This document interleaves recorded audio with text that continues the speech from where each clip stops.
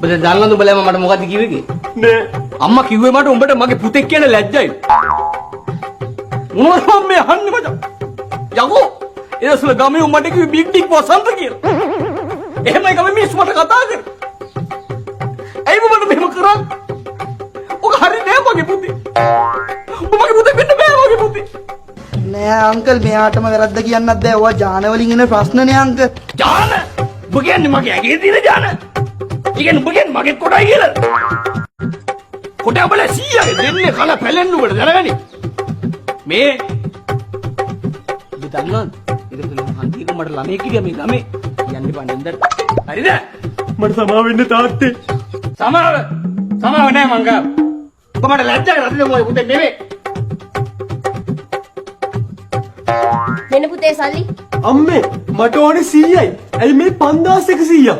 උඹේ ඔය 100කින් උඹේ අන්තිම පෙත්ත ගනි. ඉතුරු 5000ම පෙති අරගෙන උඹලා තාත්තට අඩුපාඩු නොතිබෙන